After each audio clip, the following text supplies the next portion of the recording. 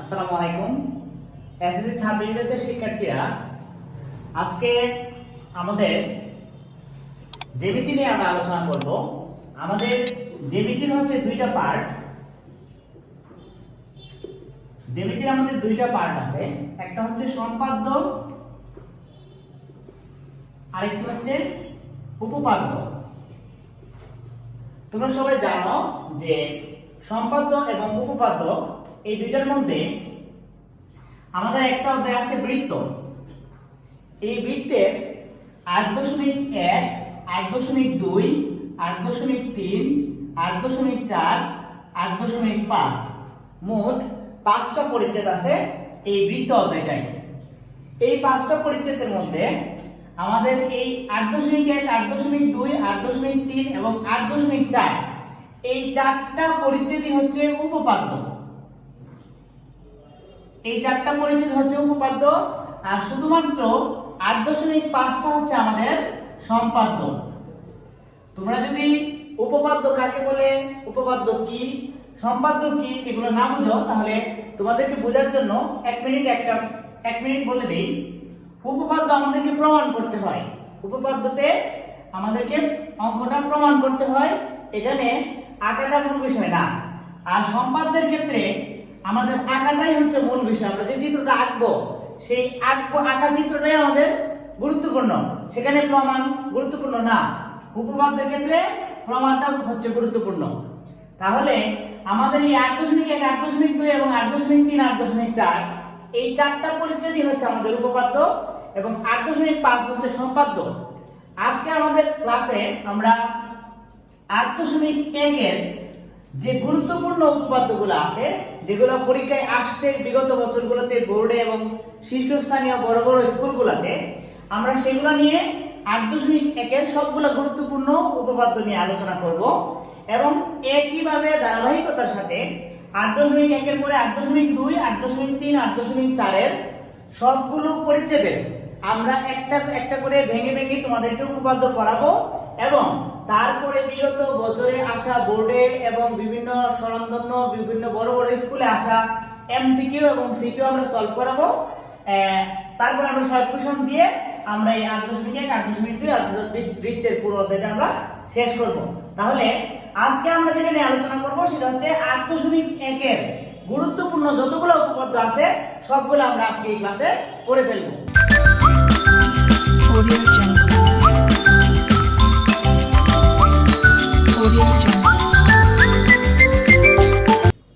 ঠিক আছে, তাহলে শিক্ষার্থীরা দেখো, আমরা প্রথম যে উপপাদ্যটা নিয়ে আসছি 8.1 এর 8.1 এর প্রথম উপপাদ্যটা হচ্ছে প্রমাণ করো যে বৃত্তের সমান সমান যে কেন্দ্র হতে সমদূরবর্তী।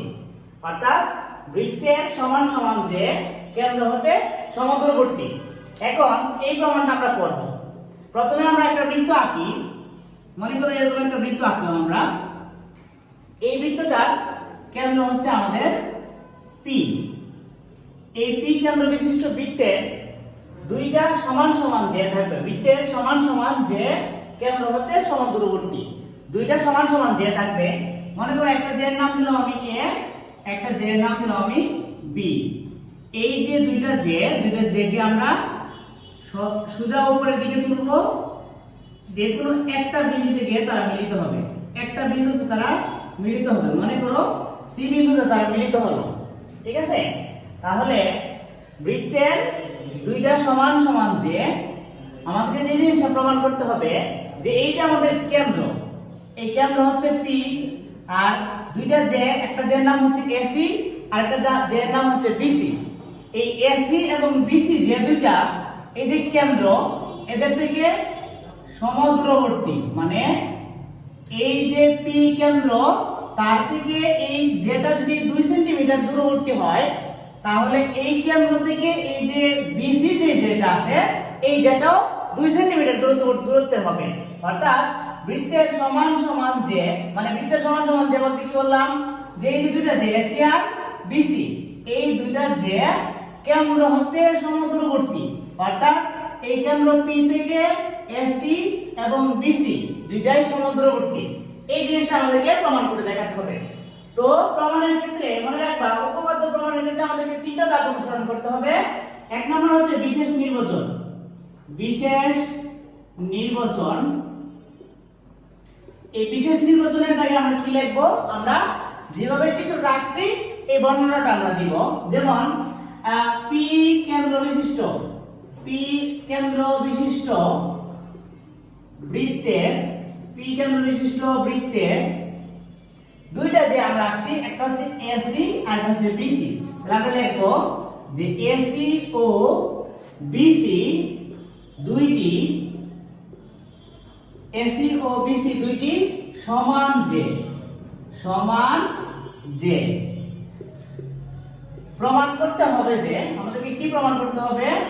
প্রমাণ করতে হবে যে, প্রমাণ করতে হবে যে এসি ও বিসি কেন্দ্র পি হতে সমান্তরালবর্তী। ঠিক আছে, দুইটা যে আমাদের, একটা হচ্ছে এসি ও আরেকটা যে হচ্ছে বিসি, এই যে কেন্দ্র পি, কেন্দ্র পি হতে সমদূরবর্তী, সমদূরবর্তী মানে সমান দূরত্বে অবস্থিত, সমদূরবর্তী। এটা হচ্ছে আমাদের বিশেষ নির্বাচন। এরপরে আমরা যে ধাপে যাব উপপাদ্য প্রমাণের ক্ষেত্রে, আমরা এরপরে যাব অঙ্কনে। অঙ্কনটা আমাদেরকে কি লিখতে হবে?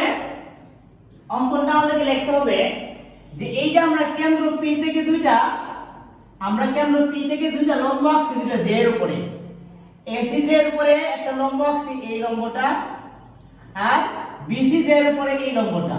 তো এই দুইটা লম্বের আমি নাম দিলাম, একটা নাম দিলাম পি এম আর একটা নাম দিলাম পি এন। তো আমরা অঙ্কনে গিয়ে এই কথা লিখবো যে কেন্দ্র, কেন্দ্র পি হতে পিএম ও পিএন দুইটি লম্ব আঁকি, এই জিনিসটা আমরা লিখবো। তাহলে আমাদের অঙ্কন শেষ। এরপরে আমরা চলে যাব প্রমাণে। তো আমাদের এই তিনটা ধাপে থাকবে। যে কোনো উপপাদ্য প্রমাণ করতে গেলে আমাদের এই তিনটা ধাপের প্রয়োজন হয়। একটা হচ্ছে বিশেষ নির্বাচন, আরেকটা হচ্ছে অঙ্কন, আর তিন নাম্বারটা হচ্ছে প্রমাণ। আমরা এই তিনটা ধাপ অনুসরণ করব। এখন আমরা প্রমাণে চলে যাব। ঠিক আছে, তাহলে আমরা এবার প্রমাণে চলে গেলাম। দেখো, তুমি যখন প্রমাণ লিখবা তখন ধাপ দিয়ে দিয়ে লিখবা, ধাপ 1, ধাপ 2, ধাপ 3, ধাপ 4 এরকম ভাবে লিখবা, এবং হাতের ডান পাশে তুমি যথার্থতা লিখবা। যথার্থতা কথাটা এখানে লিখলেও চলে, না লিখলে তুমি ব্র্যাকেট করে করে তুমি যথার্থতা লিখবা যে জায়গাগুলো কোন জায়গা থেকে তুমি নিয়ে আসছো। তো ধাপ 1 এ কি লিখবো আমরা? দেখো, আমরা যখন বিশেষ নির্বাচন দিয়েছিলাম তখন আমরা এই যে পিএম একটা লম্ব আঁকছিলাম। কার উপরে লম্বটা আঁকছি? এই যে এসি এর উপর লম্ব আঁকছি পিএম, আর পিএন লম্ব আঁকছি আমরা বিসি এর উপরে। তাহলে আমরা এই কথাটা প্রথম লিখবো যে পিএম লম্ব আমরা আঁকছি কার উপরে? এসি জে এর উপরে, এসি, এবং আরেকটা লম্ব আঁকছি পিএন, এই পিএন লম্বটা আমরা আঁকছি এই যে বিসি জে এর উপরে। তো লম্ব যখন আমরা আঁকছি তখন এই পিএম লম্বটা আমাদের এই এসি যেটাকে সমান দুই ভাগে ভাগ করছে, অর্থাৎ এই যে এমসি অথবা সিএম লিখতে পারো, সমস্যা নাই। তাহলে সিএম সমান সমান এম এ অথবা এম এ এম, অর্থাৎ এই পিএম লম্বটা এই পুরো এসি যেটাকে সমান দুই ভাগে ভাগ করছে। অর্থাৎ এইদিকে যদি পুরোটা যদি ধরো 4 হয়, এই পুরোটা যদি তোমার 4 হয়, তাহলে এটা হবে 2, এটা হবে 2, এভাবে সমান দুই ভাগে ভাগ করছে। তাহলে আমরা এই জায়গায় লিখলাম যে সিএম সমান সমান এম, অর্থাৎ এইটুকু যতটুকু, এইটুকু যদি 2 হয় এইটুকু 2, অর্থাৎ সিএম সমান সমান এম। ঠিক তেমনি ভাবে এই যে পিএন লম্বটা যখন আমরা বিসি এর উপরে আঁকছি তখন পিএন লম্বটা এই বিসি বাহুটাকে সমান দুই ভাগে ভাগ করছে। অর্থাৎ এই বিসি পুরোটা যদি 4 সেন্টিমিটার হয় তাহলে সিএন হবে 2 এবং বিএন হবে 2, এইটা এরকম হবে। তার মানে এই পুরো আমাদের যে যেটা ছিল বিসি, এই বিসি যেটাকে এই পিএন লম্বটা সমান দুই ভাগে ভাগ করছে। অর্থাৎ আমরা এই জন্য লিখতে পারবো সিএম সমান সমান বিএন। এটা আমরা লিখতে পারবো। তাহলে তারপরে আমরা কি নিয়ে আসি, দেখো এখানে সিএম সমান সমান এম।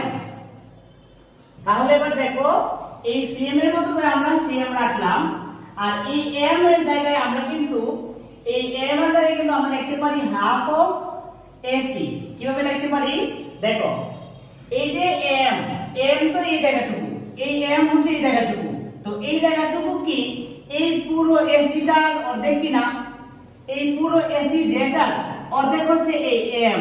তাহলে আমরা এই এম সমান সমান হাফ অফ এসি, অর্থাৎ পুরো এসি যেটার অর্ধেক, এটা লিখতে পারি না। তাহলে এম এর জায়গায় আমরা লিখছি হাফ অফ এসি, অর্থাৎ এই এসি পুরোটার অর্ধেক হচ্ছে এই এম, তাই এম এর জায়গায় লিখছি হাফ অফ এসি, কারণ এমটা এসি এর অর্ধেক। ঠিক তেমনি ভাবে এখানে আমরা এই কথা লিখতে পারবো যে সিএন সমান সমান এই বিএন এর জায়গায়, এই যে বিএন, এই বিএন এর জায়গায় কিন্তু আমরা লিখতে পারবো এই পুরো যে যেটা বিসি, এই বিসি এর অর্ধেক হচ্ছে বিএন। তাহলে আমরা লিখতে পারি হাফ অফ বিসি, অর্থাৎ এই বিসিটা এই বিএন যে অংশটা, এই বিএন অংশটুকু এই বিসি এর অর্ধেক, এইজন্য বিএন সমান সমান হাফ অফ বিসি লিখছি। এইটুকু হবে আমাদের ধাপ 1। এবার যদি আমরা ধাপ 2 এ চলে যাই, তাহলে আমরা লিখতে পারবো কি, তোমরা একটা কথা জানো, আমাদের প্রশ্নে কিন্তু বলেই দিছিল যে বৃত্তের সমান সমান যে, তার মানে এই যে এখানে দুইটা যে আছে এসি এবং বিসি, এই দুইটা যে কিন্তু সমান। আমরা জানি এসি সমান সমান বিসি, এই দুইটা যে কিন্তু সমান। এখন তোমরা যদি খেয়াল করো এই এসি এবং বিসি এই দুইটাকে যদি আমি হাফ দিয়ে গুণ করি, মানে দুইটার সামনে যদি আমি হাফ নিয়ে আসি, তাহলে হাফ অফ এসি, এই হাফ অফ এসি জায়গায় ধাপ একে কিন্তু আমি পাইছি হাফ অফ এসি সমান সমান সিএম, হাফ অফ এসি সমান সমান সিএম। তাহলে এই জায়গায় হাফ অফ এসি জায়গায় আমি সিএম লিখলাম, এবং এই জায়গায় হচ্ছে হাফ অফ বিসি, ধাপ একে আমরা হাফ অফ বিসি সমান সমান সিএন পাইছি। তাহলে এই জায়গায় হাফ অফ সিএন সমান সমান লিখলাম আমরা সিএন লিখলাম। তাহলে সিএম সমান সমান সিএন হয়। ঠিক আছে, এবার ধাপ 2 এর পরে আমরা ধাপ 3 এ চলে যাব। ধাপ 3 এ যদি আমরা যাই তাহলে কি দেখি, দেখো ধাপ 3 এ একটা কথা ভালো করে খেয়াল করো। ধাপ 3 এ কিন্তু এই জায়গায় আমাদের দুইটা ত্রিভুজ নিয়ে কাজ করতে হবে। এই যে তোমরা যদি খেয়াল করো, তাহলে এইটা একটা সমকোণী ত্রিভুজ, অর্থাৎ পি সি এম, এটা একটা সমকোণী ত্রিভুজ। ঠিক তার ওই পাশেই পি সি এন, এটা একটা সমকোণী ত্রিভুজ। তাহলে এই দুইটা সমকোণী ত্রিভুজ, এই যে একটা ত্রিভুজের নাম হচ্ছে ত্রিভুজ পি সি এম, এটা একটা সমকোণী ত্রিভুজ, এবং আরেকটা ত্রিভুজ হচ্ছে P C N, P C N. এখন কেউ যদি লেখে পি এন সি, সমস্যা নাই। কেউ যদি লেখে সি পি এন, কোনো সমস্যা নাই। সে যেভাবেই হোক লেখলেই হচ্ছে, ত্রিভুজের নাম লেখলেই হচ্ছে। এই দুইটা ত্রিভুজ হচ্ছে সমকোণী ত্রিভুজ, সমকোণী। এই সমকোণী ত্রিভুজ দ্বয় তোমরা খুব ভালো করে জানো আশা করি। এইটা যদি সমকোণ হয়, তাহলে এই সমকোণটার বিপরীত যে বাহুটা থাকে তাকে আমরা অতিভুজ বলি। অর্থাৎ এই জায়গায় এই অতিভুজ হচ্ছে এই পিসিএম, এই পিসিএম অতিভুজ, এই ত্রিভুজের অতিভুজ হচ্ছে এমসি, তাহলে এমসি হচ্ছে আমাদের অতিভুজ। আর পিসিএন এই ত্রিভুজটার অতিভুজ হচ্ছে সিএন, কারণ সমকোণ এখানে উৎপন্ন হয়েছে, সমকোণের বিপরীত বাহুটাই হচ্ছে অতিভুজ। তাহলে সিএনটা হচ্ছে আমাদের অতিভুজ। তাহলে এমসি সমান সমান সিএন লিখতে পারি কিনা, কারণ এই ত্রিভুজটা সমকোণী ত্রিভুজ, এই ত্রিভুজটা সমকোণী ত্রিভুজ, এই সমকোণী ত্রিভুজের অতিভুজ এইটা এমসি, আর এই ত্রিভুজের এই সমকোণী ত্রিভুজের অতিভুজ হচ্ছে সিএন। তাহলে এইটাও অতিভুজ, এইটাও অতিভুজ, যেহেতু দুইটা ত্রিভুজের অতিভুজ এক, তাহলে আমরা অতিভুজ সমান সমান অতিভুজ লিখতে পারি, অর্থাৎ এমসি সমান সমান সিএন লিখতে পারি। এরপরে দেখো আমরা কিন্তু ধাপ 2 এ সিএম সমান সমান সিএন পাইছিলাম। সিএম আর সিএন কোন জায়গায় একটু খেয়াল যদি করো, দেখো প্রথম হচ্ছে সিএম, সিএম হচ্ছে এই জায়গাটুকু, আর সিএন হচ্ছে আমাদের এই জায়গাটুকু। এই জায়গাটুকু কিন্তু আমরা প্রথমে প্রমাণ পাইছিলাম। তাহলে আমরা এখন লিখতে পারি যে পিএম সমান সমান, আমরা এই দেখো এই ত্রিভুজের এই দুইটা অতিভুজ, এটা একটা অতিভুজ, এটা একটা অতিভুজ, তাহলে এই অতিভুজ জোড়া সমান। আরেকটা বাহু আছে, এটা হচ্ছে এই যে সিপি, এই সিপিটা হচ্ছে তাদের দুজনেরই, দুইটা ত্রিভুজেরই সাধারণ বাহু, দুইটা ত্রিভুজেরই সাধারণ বাহু হচ্ছে সিপি। তাহলে আমরা পিসি সমান সমান পিসি লিখতে পারি, পিসি সমান সমান পিসি লিখতে পারি যদি এখানে লেখা অতিভুজ বলে, অতিভুজ বলে, আর এখানে লিখবা সাধারণ বাহু, যথাযথ জায়গায় কি লিখবা সাধারণ বাহু, সাধারণ বাহু লিখবা। তারপরে আমরা যেটা করতে পারবো এই দুইটা ত্রিভুজ, এই ত্রিভুজ দুইটার অতিভুজ জোড়া সমান এবং সাধারণ একটা বাহু আছে, তার মানে এই দুইটা সমকোণী ত্রিভুজ সর্বসম। তখন আমরা লিখতে পারি ত্রিভুজ PCM সর্বসম ত্রিভুজ PCM। যেহেতু একটা ত্রিভুজের নিয়ম হচ্ছে সমকোণী ত্রিভুজের ক্ষেত্রে সমকোণী ত্রিভুজের অতিভুজ দ্বয় মানে দুইটা অতিভুজ এবং সাধারণ বাহু যখন সমান হয় তখন ওই ত্রিভুজ দ্বয় সর্বসম হয়ে যায়। সর্বসম হওয়ার পরে এই ত্রিভুজের এই দুইটা বাহু, দুই জোড়া বাহু কিন্তু সমান হয়ে গেল। আরেক জোড়া বাহু আছে, একটা হচ্ছে PM আর একটা হচ্ছে PN। তাহলে আমরা PM সমান সমান PN লিখতে পারি। এইটুকু হচ্ছে আমাদের ধাপ 3। আমরা ধাপ 4 এ গেলে ধাপ 4 এ কি লিখবো দেখো, তোমরা যদি খেয়াল করো এই যে PM এবং PN, এই PM আর PN কিন্তু কেন্দ্র P থেকে দুইটা যে AC এবং BC যে দূরত্ব নির্দেশ করে। এইটুকু আমাদের লিখতে হবে যে PM ও PN কেন্দ্র P, কেন্দ্র P, PM ও PN কেন্দ্র P থেকে দুইটা যে AC একটা যে AC ও BC, এই দুইটা যে AC ও BC যে দ্বয়ের দূরত্ব নির্দেশ করে, দূরত্ব নির্দেশ করে। অর্থাৎ এই কেন্দ্র P থেকে AC যে এবং BC যে কতটুকু দূরে অবস্থিত এটা আমরা PM আর PN এর মাধ্যমে জানতে পারি। আমি আবারও বলি, এই কেন্দ্র P থেকে AC আর BC যে কতটুকু দূরে অবস্থিত এটা PM আর PN এর মাধ্যমে আমরা জানতে পারি। এই জন্য আমরা লিখছি PM ও PN কেন্দ্র P থেকে AC ও BC যে দ্বয়ের দূরত্ব নির্দেশ করে। আমাদের প্রমাণ করার কথা ছিল বৃত্তের সমান সমান যে কেন্দ্র হতে সমদূরবর্তী। তার মানে এই যে বৃত্তের দুটো সমান সমান যে একটা যে হচ্ছে AC এবং একটা যে হচ্ছে BC, এরা PM এবং PN যেহেতু সমান, তার মানে কেন্দ্র P থেকে AC এবং BC ও সমান। তাই আমাদেরকে লিখতে হবে যে সুতরাং বৃত্তের কেন্দ্র হতে বৃত্তের সমান সমান যে কেন্দ্র হতে সমদূরবর্তী, এটা আমরা প্রমাণ করতে পারছি। কেন্দ্র হতে সমদূরবর্তী প্রমাণিত। অর্থাৎ এবং PN এই দুইটা বাহু আমাদের AC এবং BC যে দুইটা সমান ছিল এবং এই সমান যে দ্বয়ের দূরত্ব নির্দেশ করে PN আর PM। এই জন্য আমরা এই কথা লেখার পরে ধাপ 4 দিয়ে আমাদের প্রমাণ হয়ে গেছে। অর্থাৎ আমরা যদি এই প্রমাণটার দিকে খেয়াল করি, আমাদের ধাপ 1, ধাপ 2, ধাপ 3 আর ধাপ 4 এই চারটা ধাপ নিয়ে আমাদের এই প্রমাণটা হয়ে গেছে। আশা করি সবাই বুঝতে পারছো। ঠিক আছে শিক্ষার্থীরা, এবার দেখো আমরা এবার উপপাদ্য 2 এ চলে গেছি। 8.1 এর বৃত্তের উপপাদ্য 1 আগে পড়িয়েছি, এখন আমরা উপপাদ্য 2 এ গেলাম। দেখো 2 কি বলছে, প্রমাণ করো যে বৃত্তের কেন্দ্র থেকে সমদূরবর্তী সকল যে পরস্পর সমান।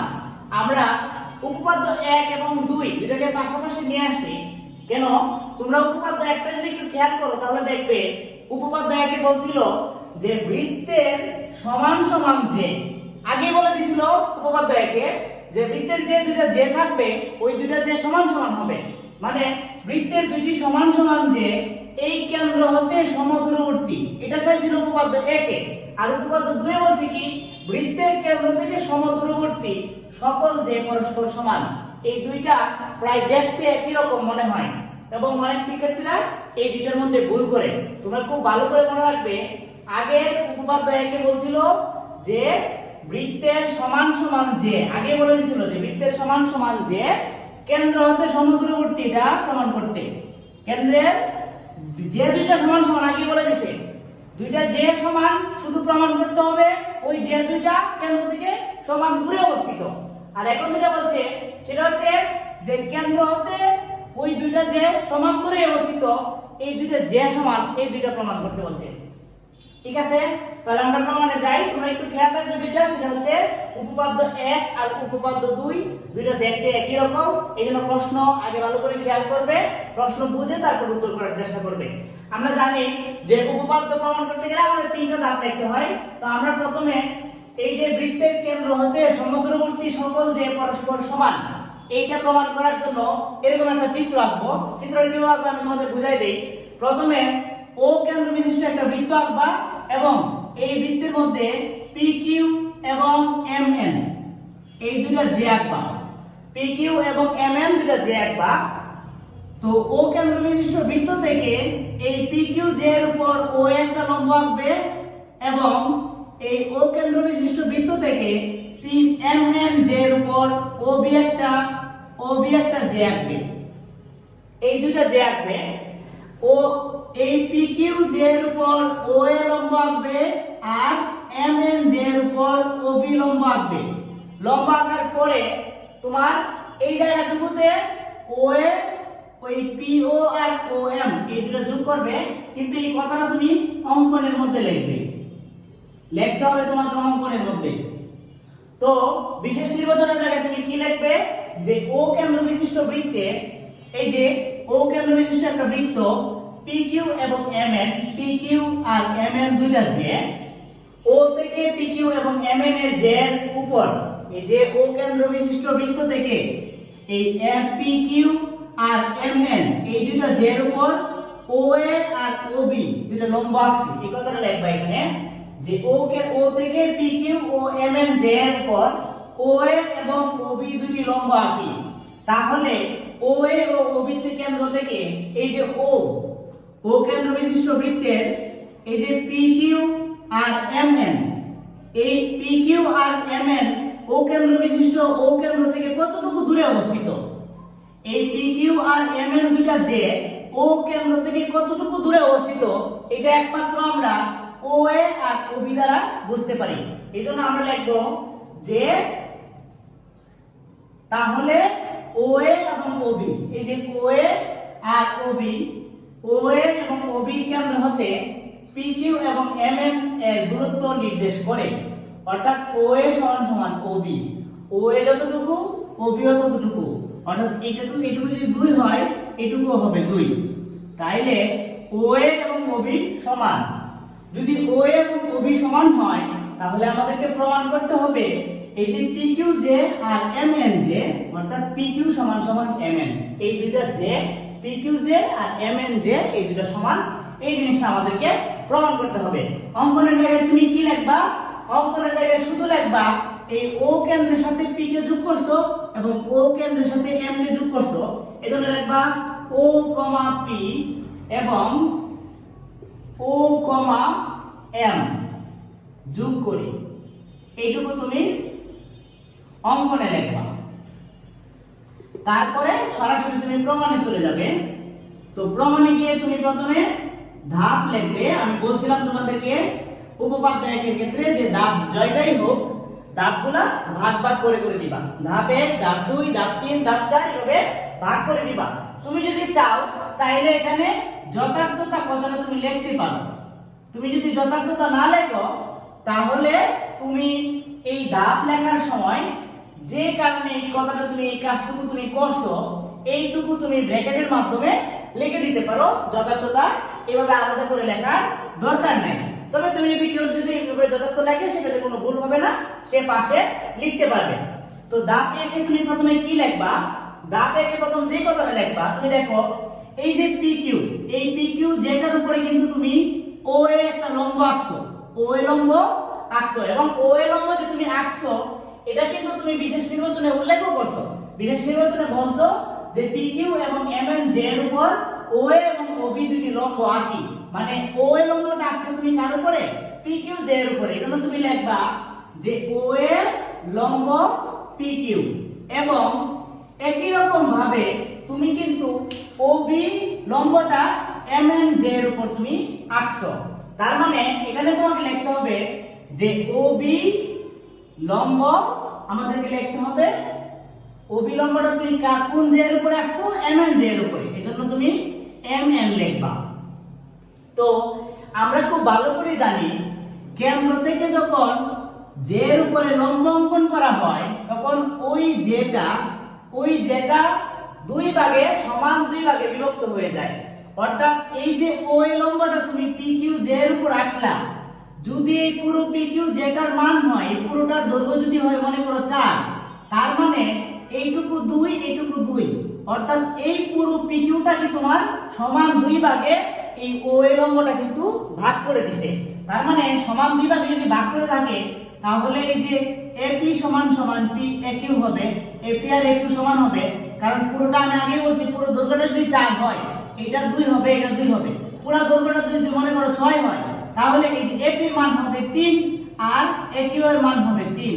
তার মানে এই জিনিসটা দ্বারা বুঝাইতে চেষ্টা করতেছি একটাই, যে এই OA লম্বটা এই PQ J কে সমান দুই ভাগে ভাগ করছে। তখন কিন্তু আমরা লিখতে পারি যে AP সমান সমান আমরা লিখতে পারি AQ। ঠিক তেমনি ভাবে ওই পাশে যদি তুমি তাকাও তাহলে MN যেটা আছে এই যেটার উপরে তুমি অবিলম্ব আঁকছো, তাহলে এই অবিলম্বটা এই MN কে সমান দুই ভাগে ভাগ করছে।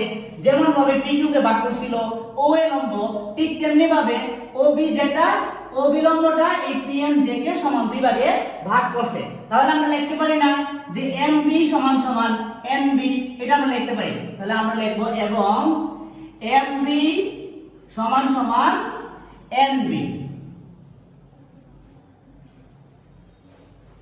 তাহলে দেখো এই যে আমরা AP এবং AQ এবং MB সমান সমান NB কিভাবে আসছে সেটা তোমরা বুঝলা। এখন যদি একটু ভালো করে খেয়াল করো, দেখো এই যে PAQ এটা কিন্তু একটা সমকোণী ত্রিভুজ, ঠিক তেমনি ভাবে তার ঠিক পাশে MBO এটাও কিন্তু একটা সমকোণী ত্রিভুজ। আমরা এই দুইটা ত্রিভুজ নিয়ে ধাপ 2 এ কাজ করব। ধাপ 2 এ আমরা এই দুইটা ত্রিভুজ নিয়ে কাজ করব। একটা ত্রিভুজের নাম হচ্ছে ত্রিভুজ PPOA অথবা APO লিখতে পারো, যেটা সুন্দর দেখা যায় APO, এবং আমরা এখানে লিখতে পারি MOB, এটা হচ্ছে একটা ত্রিভুজ। APQ না APO, এবং আরেকটা ত্রিভুজের নাম হচ্ছে MBO। এই দুটো হচ্ছে আমাদের সমকোণী ত্রিভুজ, সমকোণী ত্রিভুজ। তাহলে এখন আমরা একটু বোঝার চেষ্টা করি। আমরা উপপাদ্য 1 যখন পড়ছিলাম তখন এই ব্যাপারটা নিয়ে কথা বলছিলাম যে সমকোণী ত্রিভুজের এই যে দেখো এটা তো সমকোণ, এই ত্রিভুজটা সমকোণ হচ্ছে এটা, তাহলে ঠিক তার বিপরীতে যে বাহুটা আছে অর্থাৎ PO বা OP, এই OPটা হচ্ছে তার অতিভুজ। এটা হচ্ছে তার কি অতিভুজ। তাহলে OP অতিভুজ, আর এই ত্রিভুজটা এটা হচ্ছে সমকোণ, এটা ঠিক বিপরীত বাহু হচ্ছে OM, তাহলে এইটা হচ্ছে তার অতিভুজ। অর্থাৎ এই ত্রিভুজের অতিভুজ হচ্ছে আমাদের OM। যেহেতু দুইটা ত্রিভুজের এটা অতিভুজ, এই ত্রিভুজের অতিভুজ এটা, এই অতিভুজ দ্বয় পরস্পর সমান হবে। এখানে তুমি যথাযথ জায়গায় শুধু লিখবা অতিভুজ বলে। তারপরে তুমি দেখো, তুমি কিন্তু একটু আগে উল্লেখ করছিলে যে এখানে OA এবং OB সমান দূরত্বে দুইটা লম্ব অঙ্কন করেছো, তাহলে তোমাকে লিখতে হবে কি OA সমান সমান OB। এখানে বেশি কিছু লেখার দরকার নাই, শুধু তোমাকে লিখতে হবে অঙ্কন অনুসারে অথবা অনুযায়ী, যা ইচ্ছে লিখতে পারো, অঙ্কন অনুযায়ী এটা লিখে দিতে পারো। তাহলে আমরা উপপাদ্য 1 এ বুঝাইছিলাম যে যদি দুইটা সমকোণী ত্রিভুজের অতিভুজদ্বয় সমান হয় এবং অতিভুজদ্বয় যদি সমান হয় এবং অন্য যে কোনো বাহুদ্বয় মানে এক জোড়া বাহু যদি সমান হয় তাহলে ওই দুইটা সমকোণী ত্রিভুজ সর্বসম হয়। তাহলে আমরা এখন কিন্তু লিখতে পারি যে ত্রিভুজ APO সর্বসম ত্রিভুজ MBO, এই দুইটা ত্রিভুজ সর্বসম আমরা লিখতে পারি। এবং আমরা উপপাদ্য 1 এর ক্ষেত্রে এই কথাটা বলছিলাম যে যখন দুইটা ত্রিভুজ সর্বসম হয়, মানে এক জোড়া ত্রিভুজের দুই জোড়া বাহু যখন সমান হয় তখন ওই ত্রিভুজ দুইটা সর্বসম হয় এবং তার সাথে বাকি যে এক জোড়া বাহু থাকে সেটা অটোমেটিকলি সমান হয়ে যায়। তার মানে বাকি এক জোড়া বাহু কি আছে? একটা বাহু হচ্ছে এপি আর একটা বাহু হচ্ছে এমবি, তাহলে এরাও অটোমেটিকলি সমান। তাহলে সুতরাং দিয়ে লিখতে হবে যে এপি সমান সমান এমবি, অর্থাৎ এরা দুজনও আমাদের কিন্তু এরা দুজন সমান। তাহলে শিক্ষার্থীরা এবার দেখো ধাপ 3 এ আমরা কিন্তু পি এ সমান সমান এমবি পাইলাম। এবার ধাপ 3 এর পরে আমরা চলে যাব ধাপ 4 এ। ধাপ 4 এ গিয়ে আমরা লিখব যে এই পি এ সমান সমান এমবি তো পাইছি, তাহলে পি এ সমান সমান আমরা কি দেখো তো একটু জিনিস খেয়াল করে, এই পি এটা কি কার অর্থে? এই পি এ এইটা পুরো যে পি কিউ, এই পুরা পি কিউ জেড এর অর্ধেক কিনা? পি এটা হচ্ছে পুরা পি কিউ জেড এর অর্ধেক, তাই পি এর সমান সমান আমরা কিন্তু লিখতে পারি হাফ অফ পি কিউ, মানে পুরো জে এর অর্ধেক হচ্ছে পি এ। ঠিক তেমনি ভাবে আমরা কিন্তু এটাও লিখতে পারি এবং আমরা কিন্তু লিখতে পারি এমবি। তাহলে খেয়াল করো যদি, তাহলে দেখবা যে এই যে এমবি, এই এমবিটা হচ্ছে এমএন পুরো জেড এর অর্ধেক, এই এমএন পুরো জেড এর অর্ধেক হচ্ছে এমবি। তাহলে আমরা এম বি সমান সমান কিন্তু লিখতে পারি হাফ অফ এম এন, এই পুরো জেড এর অর্ধেক, এই যে এম এন পুরো জেড এর অর্ধেক হচ্ছে আমাদের, এই পুরো জেড এর অর্ধেক হচ্ছে আমাদের এমবি। এটা হচ্ছে আমাদের ধাপ 4। এবং ধাপ 5 এ তুমি কি লিখবা? ধাপ 5 এ যেটা লিখবা সেটা হচ্ছে যে এই যে হাফ অফ পি কিউ আর হাফ অফ এম এন এই দুইটাই সমান, হাফ অফ পি কিউ এবং হাফ অফ এম এন এই দুইটা সমান। আমরা যদি উভয় পাশ থেকে হাফ কেটে দেই তাহলে পি কিউ সমান সমান এম এন দিতে হবে, পি কিউ সমান সমান এম এন দিতে হবে। এবং এই ধাপ 4 এর এই জায়গায় যথার্থ জায়গায় তোমরা একটু কষ্ট করে লিখে ফেলবা। তোমাদের এই কথাটা লিখতে হবে যে বৃত্তের কেন্দ্র হতে সমদ্রবর্তী সকল জে এর উপর অঙ্কিত লম্ব ওই জে কে সমদ্বিখণ্ডিত করে। কি বললাম? যে বৃত্তের কেন্দ্র হতে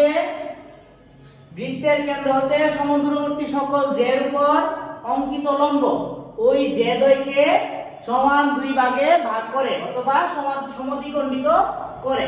তাহলে এখন আমরা দেখো উপপাদ্য 2টা প্রমাণ করতে পারলাম কিনা। উপপাদ্য 2 আমাদেরকে কি বলছিল?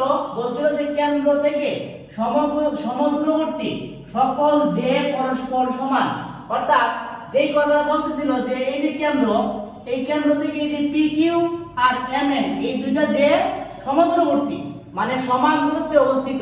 আমাদেরকে প্রমাণ করতে বলছিল যে পি কিউ জে এবং এম এন জে এই দুইটা জে সমান। আমরা পি কিউ আর এম এন জে দুইটা সমান, এটা কিন্তু প্রমাণ করে দিছি, অর্থাৎ আমাদের প্রমাণিত। এখন যদি প্রশ্ন করো যে স্যার আমরা কিভাবে এই প্রমাণগুলো আমাদের মনে থাকবে, আমরা তো স্যার মুখস্থ করব না। না, অবশ্যই মুখস্থ করবে না। তোমরা আগে চিত্রটা ভালো করে আঁকবে এবং চিত্র থেকে বোঝার চেষ্টা করবে যে কোন ধাপের পরে কোন ধাপে যাচ্ছি, কোন ধাপের পরে কোন ধাপটা লিখতেছি। এই জিনিসটা যদি তোমরা ভালো করে খেয়াল করতে পারো তাহলে তোমাদেরকে মুখস্থ করতে হবে না। তাহলে আমরা উপপাদ্য 2টাকে প্রমাণ করলাম। তাহলে শিক্ষার্থীরা এবার দেখো আমরা উপপাদ্য 3 এ চলে যাচ্ছি। আমরা উপপাদ্য 1 এবং 2 পড়িয়েছি, তোমরা একটু ভালো করে ভিডিওটা দেখবা এবং তোমরা কমেন্ট করবা। যদি কোনো কিছু বুঝতে সমস্যা হয় কমেন্ট করলে আমরা কমেন্টে आंसर দিয়ে দেব। এখন আমরা উপপাদ্য 3 এ চলে যাচ্ছি। উপপাদ্য 3 এ যে কথাটা লেখা আছে দেখো, আমাদের যেটা প্রমাণ করতে হবে সেটা হচ্ছে প্রমাণ করো যে বৃত্তের ব্যাসই বৃহত্তম জে। এটা আমাদেরকে প্রমাণ করতে হবে। তো আমরা এই প্রমাণে যাওয়ার আগে তোমাদেরকে জাস্ট 1 মিনিট একটু বেসিক বলি। আমি জানি তোমরা এগুলো জানো, তবুও তোমাদের মনে করে দেওয়ার জন্য আমরা একটু এই ব্যাপারটা শিখি, একটু বেসিকটা জানি। যে কোনো একটা বৃত্ত আমরা যদি আঁকি, কেন্দ্র বিশিষ্ট একটা বৃত্ত যদি আমরা আঁকি, তাহলে এই বৃত্তের পরিধিস্থ কোনো বিন্দু থেকে কোন একটা পরিধিস্থ বিন্দু এখানে হতে পারে, এই বিন্দু হতে পারে, এই জায়গায় হতে পারে, এখানে হতে পারে, এখানে হতে পারে, এখানে হতে পারে, যে কোনো জায়গায় হতে পারে। বৃত্তের পরিধিস্থ কোনো বিন্দু থেকে কেন্দ্রের পর্যন্ত যে রেখাটা অঙ্কন করা হয়, বৃত্তের পরিধিস্থ কোনো বিন্দু হতে কেন্দ্র পর্যন্ত, ধরো কেন্দ্র বিশিষ্ট একটা বৃত্ত, যে রেখাটা অঙ্কন করা হয় তাকে আমরা কি বলি? তাকে আমরা ব্যাসার্ধ বলি। এটা কিন্তু তোমরা জানো। এটা তোমরা জানো যে এটাকে আমরা ব্যাসার্ধ বলি। এবং এই কেন্দ্রের পরিধিস্থ কোন বিন্দু থেকে কেন্দ্রের ভিতর দিয়ে যদি এই পরিধিস্থ বিন্দু থেকে একেবারে তার বিপরীত পাশে যে পরিধিস্থ বিন্দু আছে ওই পর্যন্ত যদি আমরা অঙ্কন করি, তাহলে এই পুরোটাকে আমরা ধরে এটা নাম দিলাম আমরা এ বি, এই পুরোটাকে কিন্তু আমরা বলি ব্যাস। এই পুরোটাকে আমরা কি বলি? ব্যাস বলি। আর যদি আমরা যদি এই পরিধিস্থ বিন্দু থেকে যদি কেন্দ্রের ভিতর দিয়ে গিয়ে না গিয়ে কেন্দ্রের বাইরে দিয়ে যে কোনো দিকে যায়, পরিধিস্থ একটা বিন্দু থেকে তার বিপরীত পাশের বিন্দু পর্যন্ত যায় কেন্দ্রের বাইরে দিয়ে, এখন এই দিকটা যেতে পারে, এদিক দিয়ে যেতে পারে, এখান থেকে এখান পর্যন্ত আসতে পারে, এই জায়গা থেকে এই পর্যন্ত যেতে পারে, যে কোনো দিক দিয়ে যেতে পারে। যদি কেন্দ্রের ভিতর দিয়ে না যায়, যদি বাইরে দিয়ে যায়, তাকে কি বলে? তাকে জে বলে, তাকে ওই বৃত্তের জে বলে। এখন কেন্দ্রের ভিতর দিয়ে যেটা যায় তার নাম ব্যাস। তোমরা জানো কি আমি জানি না, এই ব্যাসও কিন্তু বৃত্তের একটা জে, এবং এই ব্যাসই হচ্ছে বৃত্তের সবথেকে বড় জে। এবং আমাদেরকে এখন প্রমাণ করতে উপপাদ্য 3 এই জিনিসটাই বলছে যে বৃত্তের সবথেকে বড় জে যে ব্যাস, যে বৃত্তের ব্যাসই বৃহত্তম জে, বৃত্তের সবথেকে বড় জে হচ্ছে ব্যাস। এই জিনিসটা আমাদেরকে এখন প্রমাণ করে দেখাতে হবে। আমরা এখন এই প্রমাণটা শিখবো। তোমাদের এই বেসিকটুকু জানানোর জন্য আমরা এইটুকু আলোচনা করলাম। তাহলে শিক্ষার্থীরা এবার দেখো, আমরা প্রমাণে চলে যাই। বৃত্তের ব্যাসই বৃহত্তম জে, এই প্রমাণের জন্য প্রথমে তুমি যে চিত্রটা আঁকবে, যে কোনো ও কেন্দ্র বিশিষ্ট একটা বৃত্ত আঁকবে। ও কেন্দ্র বিশিষ্ট যে কোনো একটা বৃত্ত তুমি আঁকবে। আঁকার পরে এই ও কেন্দ্র বিশিষ্ট বৃত্তের একটা জে আঁকবে যেটা ব্যাস ভিন্ন। ব্যাস ভিন্ন মানে ব্যাস আমরা বলি কাকে? আমরা ব্যাস বলি হচ্ছে যেই যেটা কেন্দ্রের ভিতর দিয়ে প্রবেশ করে, একেবারে পরিধিস্থ এই বিন্দু থেকে তার বিপরীত বিন্দু পর্যন্ত কেন্দ্রের ভিতর দিয়ে যায়, তাকে আমরা কিন্তু ব্যাস বলি।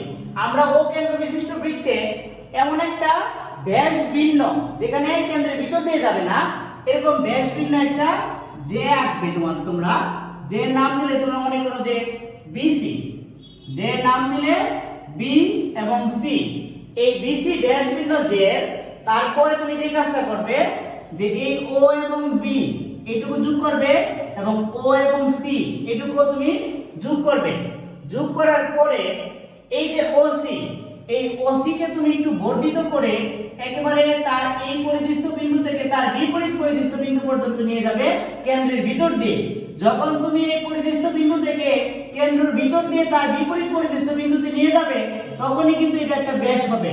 তখন এটা কি হবে? তখন এটা একটা ব্যাস হবে।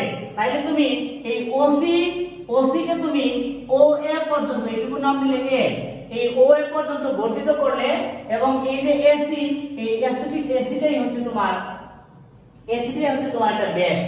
তাহলে আমরা যে এসি ব্যাসটা আছে সেটাকে নিয়ে আমরা আজকে আলোচনা করব যে এটা হচ্ছে আমাদের সবথেকে বৃহত্তম ব্যাস হচ্ছে এটা। এই ব্যাসটাই হচ্ছে আমাদের সবথেকে বৃহত্তম জে।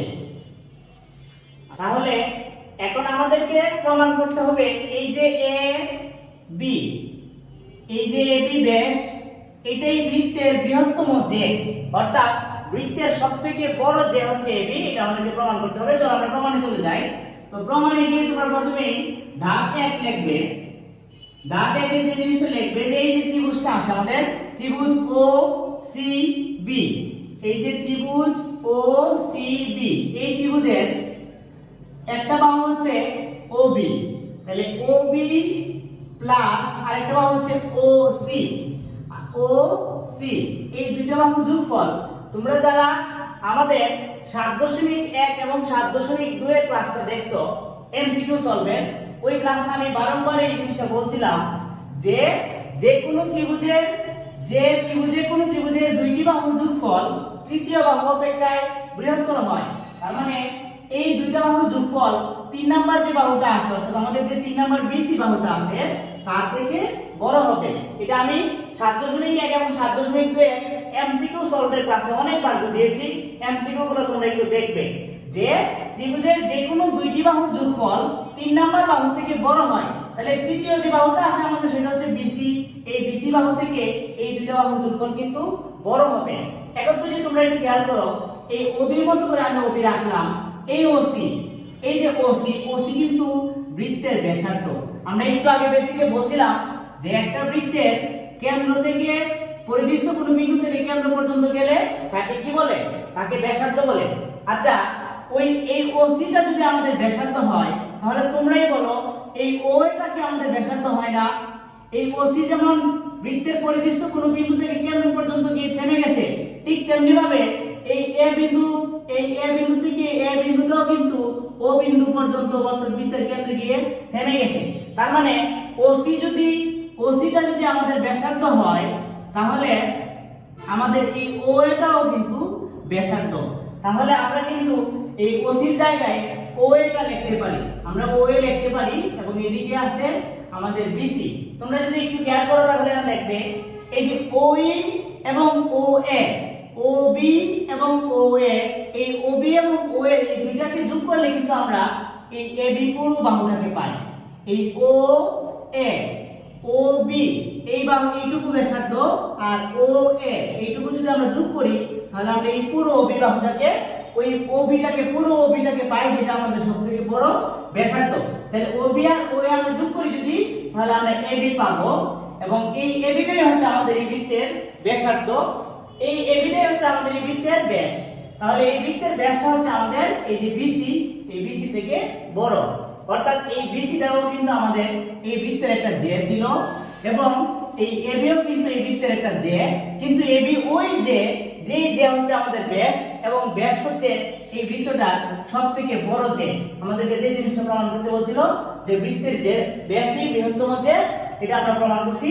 সুতরাং দিয়ে লিখবা যে বৃত্তের ব্যাস এবি, বৃত্তের ব্যাস এবি হলো বৃহত্তম জে। এটুকু লিখলে আমাদের প্রমাণিত হয়ে যায়, অর্থাৎ বৃত্তের ব্যাস হচ্ছে বৃহত্তম জে। আশা করি তোমরা বুঝতে পারছো। তাহলে দেখো, এবার আমরা উপপাদ্য 4 এ চলে গেলাম। উপপাদ্য 4 এ বলছে প্রমাণ করো যে বৃত্তের কেন্দ্র থেকে ব্যাস ভিন্ন অন্য কোনো জের উপর অঙ্কিত লম্ব ওই জেকে সমদ্বিখণ্ডিত করে। আমরা প্রশ্নটা খুব ভালো করে বুঝি। বৃত্তের কেন্দ্র থেকে ব্যাস ভিন্ন, আগে আমরা একটা বৃত্ত আঁকি, আমরা একটা ও কেন্দ্র বিশিষ্ট বৃত্ত আঁকলাম। ও কেন্দ্র বিশিষ্ট একটা বৃত্ত যদি আমরা আঁকি, তাহলে কি বলছে? বৃত্তের কেন্দ্র থেকে ব্যাস ভিন্ন, এই যে এটা হচ্ছে বৃত্তের কেন্দ্র, যদি পরিধিস্থ কোনো বিন্দু কেন্দ্রের ভিতর দিয়ে তার বিপরীত পরিধিস্থ বিন্দু পর্যন্ত যায়, তাকে আমরা ব্যাস বলি। কিন্তু আমাদেরকে কিন্তু এখন প্রশ্নে বলছে যে ব্যাস ভিন্ন, তার মানে এই পরিধিস্থ কোনো বিন্দু কেন্দ্রের ভিতর দিয়ে যেতে পারবে না, মানে ব্যাস ভিন্ন অন্য কোনো জে এর উপর। তার মানে ব্যাস ভিন্ন অন্য কোনো জে, আমরা যে কোনো একটা জে আঁকলাম, আমরা নাম দিলাম সেটা এ এবং বি। এই জে এর উপর অঙ্কিত লম্বটা আঁকতে হবে বৃত্তের কেন্দ্র থেকে। বৃত্তের কেন্দ্র থেকে ব্যাস ভিন্ন অন্য কোনো জে এর উপর অঙ্কিত লম্ব, তার মানে এই ও বিন্দু, এটা হচ্ছে আমাদের কেন্দ্র থেকে এবি জে এর উপর, এটা ব্যাস ভিন্ন অন্য কোনো জে, এটা ব্যাস ভিন্ন অন্য আরেকটা জে, এই জে এর উপর কেন্দ্র থেকে আমরা একটা লম্ব অঙ্কন করলাম। এই লম্বর নাম দিলাম ধরো আর। এই জে কে, অর্থাৎ এই এবি যেটাকে এই আর বিন্দুটা সমদ্বিখণ্ডিত করে, এইটা আমাদেরকে প্রমাণ করতে হবে। তাহলে আমরা, এইটা হচ্ছে আমাদের চিত্র, এই জায়গায় আরেকটু কাজ করতে হবে। এই ও এ এবং ও বি এই দুটাকে আমাদের যোগ করে দিতে হবে, তারপরে আমরা আমাদের প্রমাণে চলে যাব। এখন তোমরা জানো যে উপপাদ্য প্রমাণ করতে গেলে তিনটা ধাপ অতিক্রম করতে হয়। প্রথম হচ্ছে আমাদের বিশেষ নির্বাচন।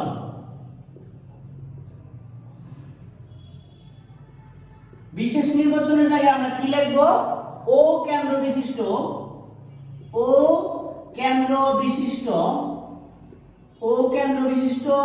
বৃত্তে এই যে এবি ব্যাস ভিন্ন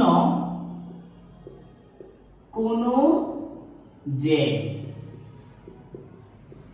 এই এবিটা হচ্ছে ব্যাস ভিন্ন কোণ যে আমরা জানি যে এবিটা আমাদের কখনোই যে হয় না, যে আমাদের এবিটা কখনোই ব্যাস হয় না। ব্যাস হতে হলে আমাদের কেন্দ্রের ভিতর দিয়ে যেতে হয়, যেহেতু এবি কেন্দ্রের ভিতর দিয়ে যায় নাই, তার মানে এটা ব্যাস না, এটা যে, এটা ব্যাস ভিন্ন কোণ যে। তাহলে ও কেন্দ্র বিশিষ্ট বৃত্তে এবি ব্যাস ভিন্ন কোণ যে এবং এবি জে এর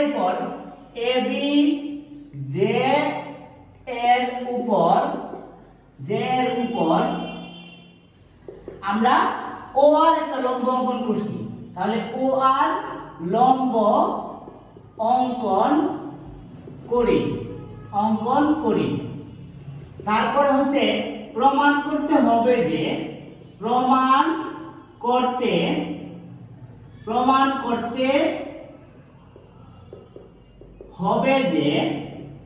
কি প্রমাণ করতে হবে আমাদের? প্রমাণ করতে হবে যে এই যে ও আর আমরা যে লম্বটা আঁকলাম, এই লম্বটা এবি জে কে সমান দুই ভাগে ভাগ করছে। সমদ্বিখণ্ডিত করার মানে কি? সমান দুই ভাগে ভাগ করা। তাহলে আমাদের প্রমাণ করতে হবে কি? যে এ আর সমান সমান এবি, এটা আমাদেরকে প্রমাণ করতে হবে।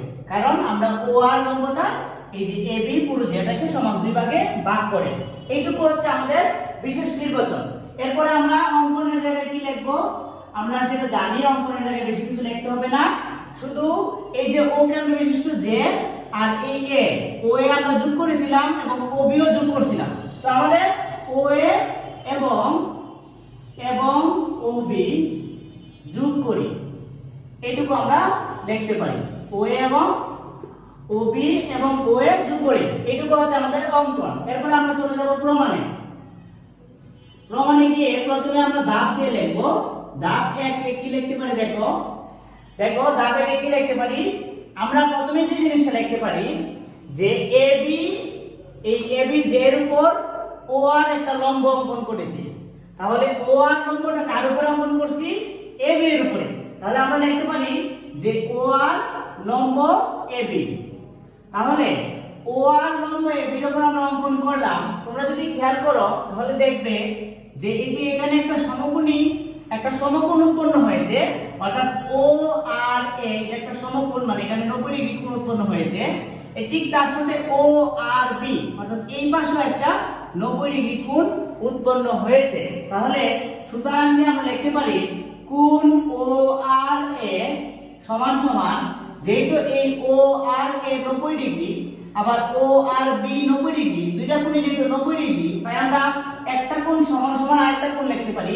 অর্থাৎ আমরা লিখতে পারি ও আর এ সমান সমান ও আর বি।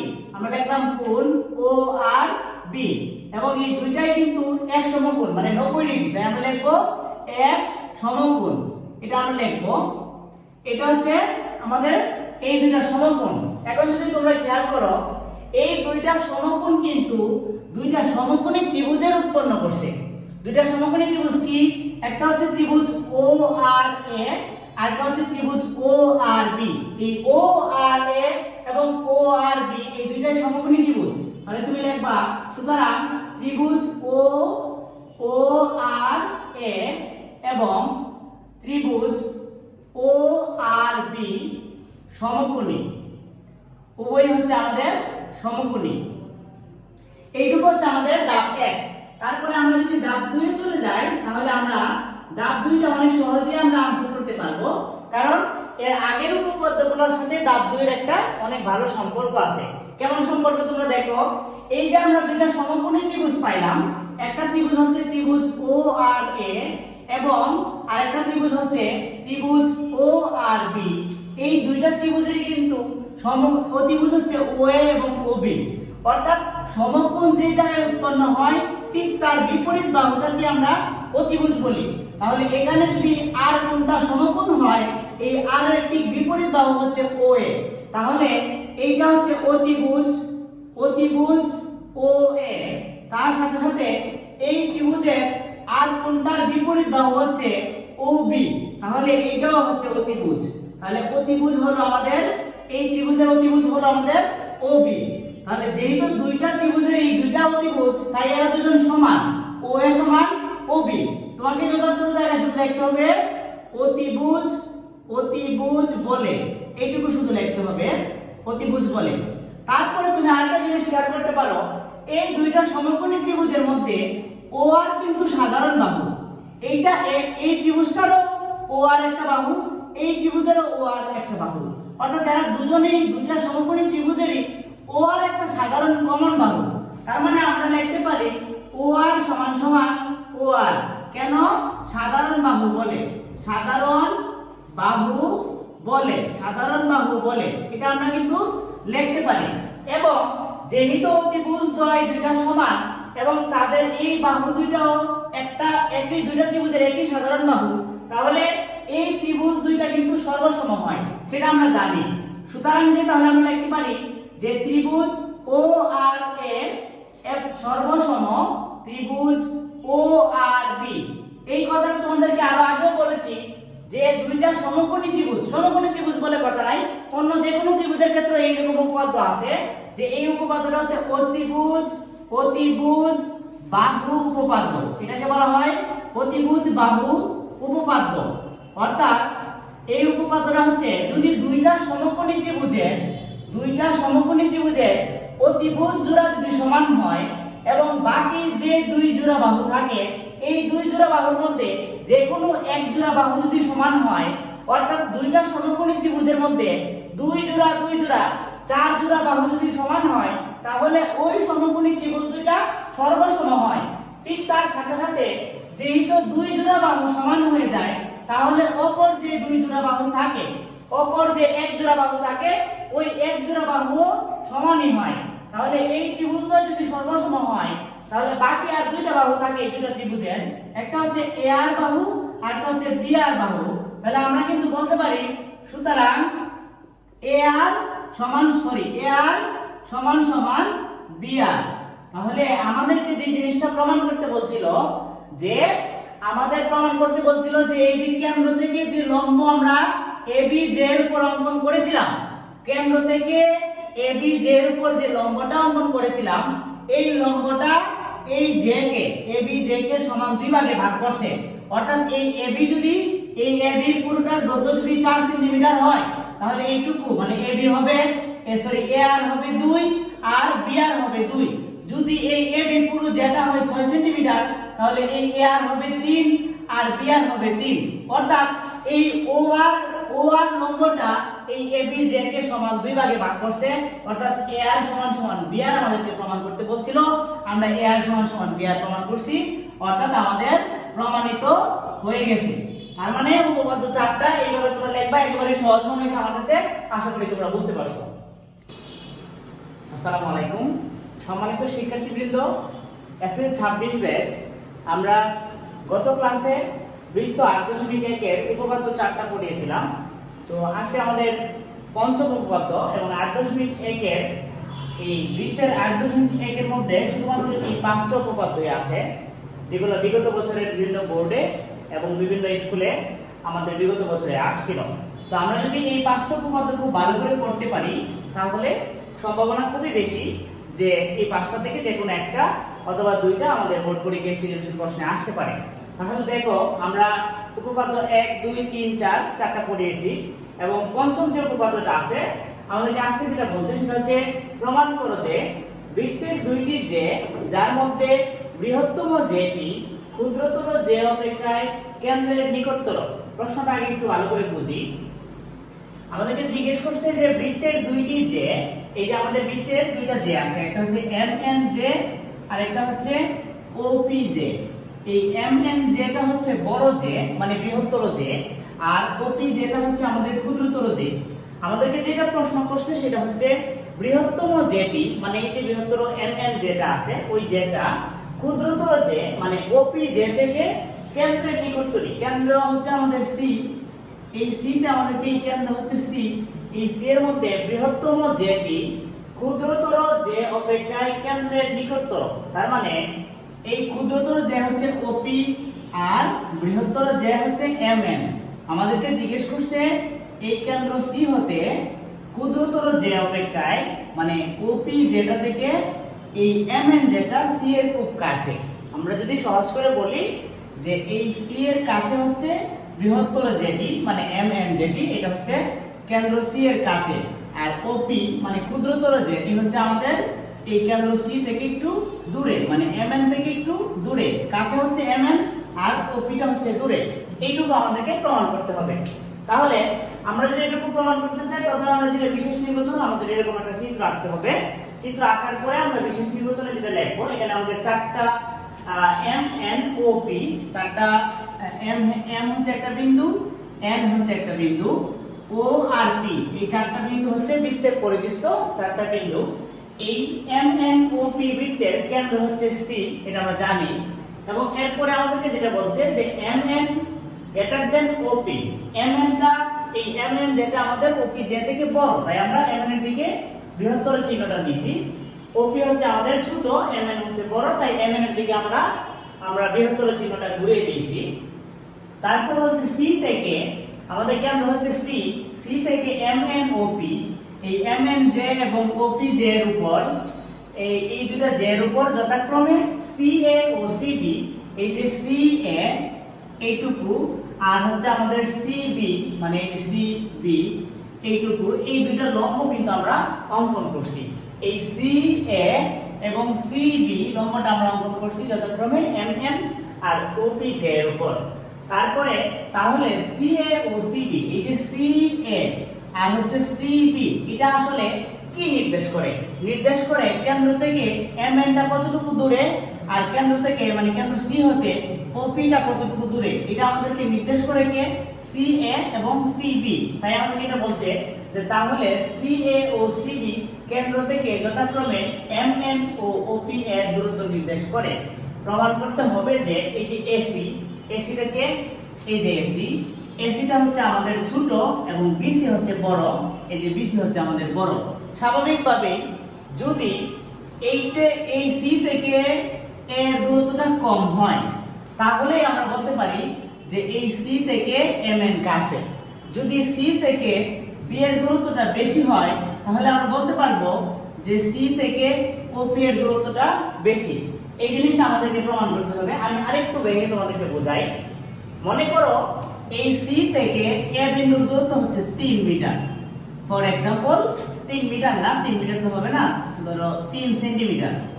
আমরা ধরে নিলাম যে সি থেকে এ বিন্দুর দূরত্ব হচ্ছে 3 সেন্টিমিটার এবং সি থেকে বি বিন্দুর দূরত্ব হচ্ছে আমাদের 2 সেন্টিমিটার।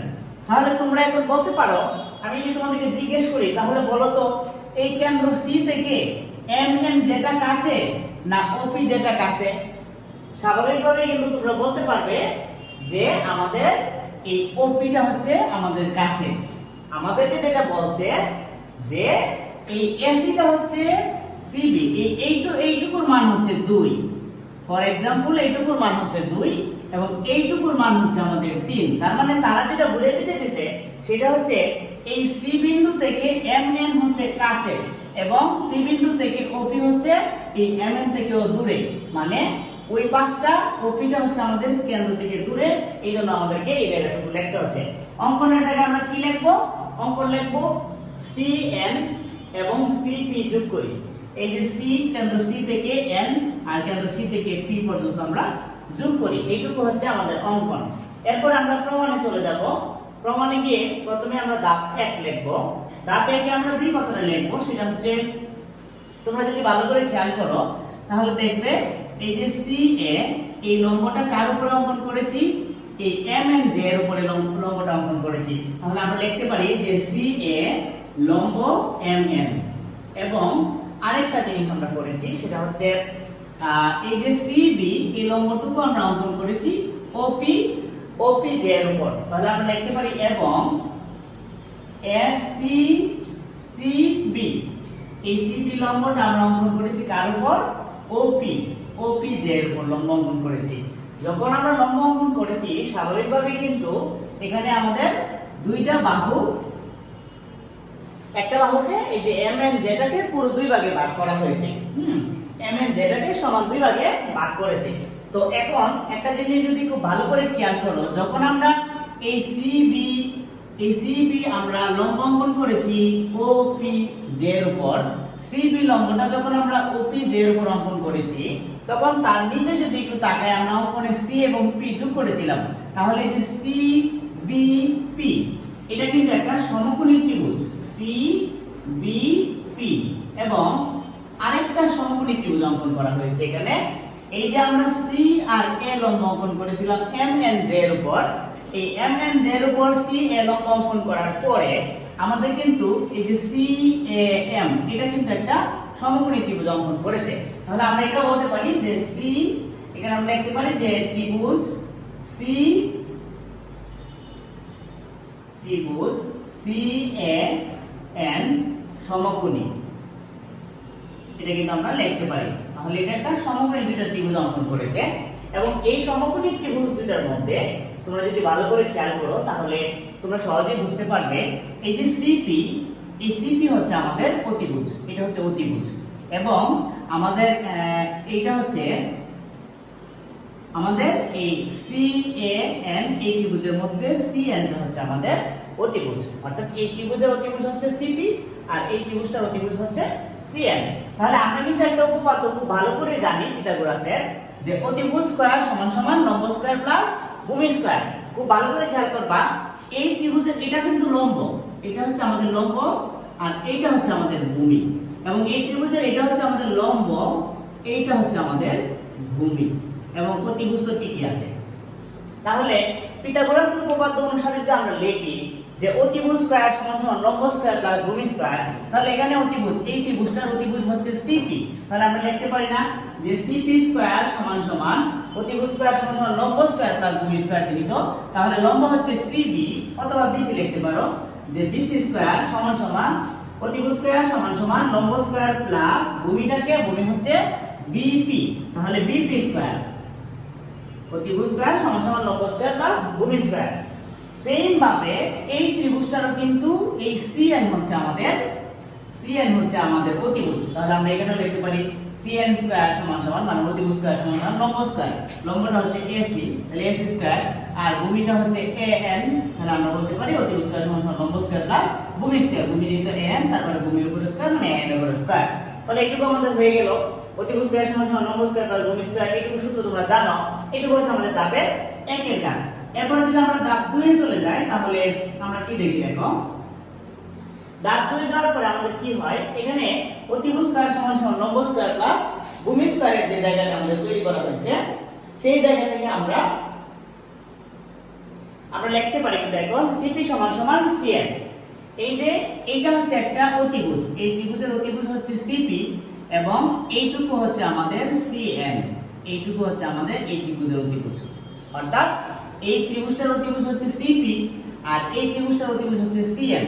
তাহলে আমরা ধাপ 2 এ সহজেই লিখতে পারি, আমরা জানি যে সমকোণী ত্রিভুজের দুইটা অতিভুজ কিন্তু সমান হয়, এই অতিভুজটা যদি ধরো 5 মিটার হয় তাহলে এটাও 5ই হওয়ার কথা, এটা আমরা জানি। তাহলে আমরা সিপি সমান সমান, যেহেতু এটা একটা সমকোণী ত্রিভুজের অতিভুজ, এটা এবং সিপি পরে আমাদের এই সিএনটাও হচ্ছে আরেকটা সমকোণী ত্রিভুজের অতিভুজ, তাহলে দুইটা যেহেতু অতিভুজ আমরা সিপি সমান সমান সিএন লিখতে পারি। আমরা যদি উভয়কে বর্গ করে দেই তাহলে সিপি এর উপরে স্কয়ার করলাম সমান সমান সিএন এর উপরে কি করলাম, স্কয়ার করলাম। তোমরা যদি ধাপ 1 এর দিকে একটু খেয়াল করো তাহলে সিপি স্কয়ারের কিন্তু একটা মান আছে, সিপি স্কয়ার সমান সমান B C square plus B P square, তাহলে আমি সিপি স্কয়ার সমান সমান লিখলাম B C square plus B P square সমান সমান এই সিএন স্কয়ার সমান সমান কিন্তু আমাদের ধাপ 1 এ একটা মান আছে, সিএন স্কয়ার সমান সমান হচ্ছে S square plus AN square, তাহলে আমরা লিখতে পারি সহজেই যে সিএন স্কয়ার সমান সমান আমরা লিখতে পারি S square plus AN square. এই জায়গাটুকুকে আমরা শুধু একটু এক্সচেঞ্জ করব, এক্সচেঞ্জ করে আমরা একটা সমীকরণ বানিয়ে রাখবো, যেমন আমরা ধরো বিসি স্কয়ার সমান সমান ঠিক রাখলাম, আর এই প্লাসের এস স্কয়ার যদি সমান চিহ্নের এই পাশে আসে তাহলে মাইনাসের এস স্কয়ার হবে, এবং এই প্লাসের এএন স্কয়ার তো আগে থেকেই ছিল এখানে, এবং এই প্লাসের বিপি স্কয়ার যদি সমান চিহ্নের এই পাশে যায় তাহলে হবে মাইনাসের বিপি স্কয়ার। এইটাকে আমরা সমীকরণ 1 হিসেবে রেখে দিলাম। আমরা একটু পরে সমীকরণ 1 নিয়ে কাজ করব, ঠিক আছে? তাহলে আমরা এখন ধাপ 3 এ চলে যাই।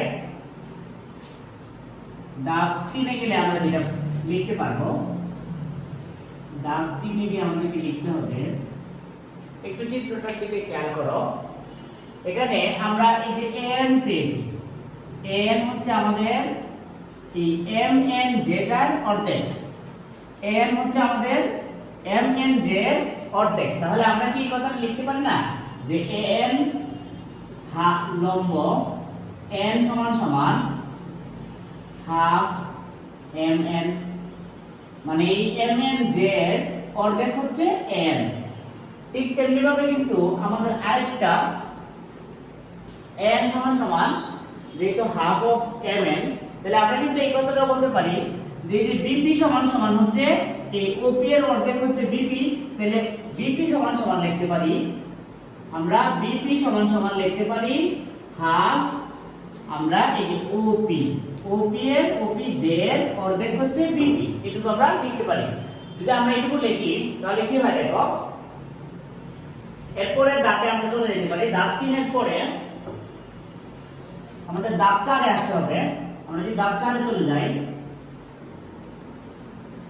আমরা ধাপ 4 এর ক্ষেত্রে লিখবো বিশেষ নির্বাচনের জায়গায় আমরা একটা কথা লিখছিলাম যে এই যে mn, এই mn টা হচ্ছে বৃহত্তর মানে বড় op থেকে, মানে আমরা এই কথাটা লিখবো যে mn বৃহত্তর op। যথাযথ জায়গায় লিখতে হবে বিশেষ নির্বাচন অনুসারে, বিশেষ নির্বাচন অনুযায়ী এটুকু লিখতে হবে। তাহলে mn যদি op থেকে mn টা বড় হয় তাহলে আমরা উভয় পক্ষকে এখন হাফ দিয়ে গুণ করতে পারি। আমরা যদি হাফ অফ mn লিখি তার সাথে বৃহত্তম লিখি হাফ অফ op, তাহলে আমাদের কি হয়, এই যে হাফ অফ mn, এই হাফ mn এর জায়গায় কিন্তু আমরা an লিখতে পারি, কারণ আমরা এটা ধাপ 3 এ মাত্র পাইছি। এবং হাফ op এর জায়গায় কিন্তু আমরা bp লিখতে পারি, এটা আমরা ধাপ 3 এ পাইছি। তাহলে যথাযথ জায়গায় লিখব ধাপ 3 অনুযায়ী, ধাপ 3 অনুযায়ী। তাহলে এই an এবং bp দুইটাকে যদি আমি স্কয়ার করে দেই তাহলে কি হয় দেখো, আমরা উভয় পক্ষকে স্কয়ার করলে n উপরের স্কয়ার bp এর উপরেও স্কয়ার, তারপরের লাইনে n স্কয়ার এই প্লাসের bp এই পাশে নিয়ে আসলাম, তাহলে মাইনাসের bp হলো, আর এই চিহ্ন এদিকে কিছু নাই, শূন্য থাকবে। তো এখন এই যে ধাপ, আমরা ধাপ 2 এর মধ্যে একটা সমীকরণ বানাইছিলাম, সমীকরণ 1, ওই সমীকরণ 1 এর মধ্যে কিন্তু n square minus bp square সমান সমান bc square minus s square কিন্তু সামনে ছিল। তাহলে আমরা ধাপ সমীকরণ 1 এর ধাপ 2 থেকে ধাপ 2 এর সমীকরণ 1 থেকে কিন্তু n square minus bp square সমান সমান bc square minus s square লিখতে পারি। তাহলে n square minus bp square সমান সমান আমি লিখলাম যে bc square minus s square, এখানে হচ্ছে আমাদের 0। তাহলে এই জায়গাটুকু লেখার পরে আমাদের এটা করতে হবে, তারপরের জায়গাটুকু এই যে bc স্কয়ার এটুকু ঠিক আছে, এই মাইনাসের s স্কয়ার ওই পাশে চলে গেলে আমাদের প্লাসের s স্কয়ার হয়। আমরা একটু এই পাশে চলে গেলাম, তাহলে উভয় পক্ষ থেকে যদি আমি স্কয়ার মাইনাস করে দেই তাহলে কিন্তু bc স্কয়ার 9, এটার উপর থেকে স্কয়ার মাইনাস এটার উপর থেকে স্কয়ার বাদ দিয়ে দিলাম, তাহলে আমরা কিন্তু bc সমান সমান ac পাই। তাহলে আমাদেরকে যেটা প্রমাণ করতে বলছিল যে সুতরাং প্রমাণ করতে হবে, যে বলছিল কোনটি কোন কেন্দ্র অপেক্ষায়, তাহলে আমাদের এটাই প্রমাণ হয়ে গেল যে ac, তারপরে বলছিল bc, তাহলে আমাদের এটা হচ্ছে bc টা হচ্ছে চিহ্নটা ঘুরে আসবে প্রমাণিত। এইটুকু হচ্ছে আমাদের প্রমাণ। তো এটা ছিল উপপাদ্য 5। এই উপপাদ্য 5 এর পুরো জায়গাটুকু আমি যতটুকু সহজ করে পারি তোমাদেরকে বোঝানোর চেষ্টা করেছি। আমি উপপাদ্যটা প্রমাণ করতে গিয়ে যেটা অনুধাবন করলাম যে তোমরা এই mn এর জায়গায় কখনো nm লিখতে পারো, অথবা op এর জায়গায় কখনো po লিখতে পারো। এই ধরনের সমস্যা তোমাদের হতে পারে। যদি এই ধরনের সমস্যা হয়, এটা নিয়ে কোনো সমস্যা নাই, তুমি mn এর জায়গায় nm দিয়ে অঙ্ক সামনের দিকে আগে নিয়ে যাবা, একটা সময় পরে গিয়ে দেখবা যে তোমার অঙ্কটা প্রমাণিত হয়ে গেছে। এটা ছিল আমাদের উপপাদ্য 5। আশা করি বুঝতে পারছো।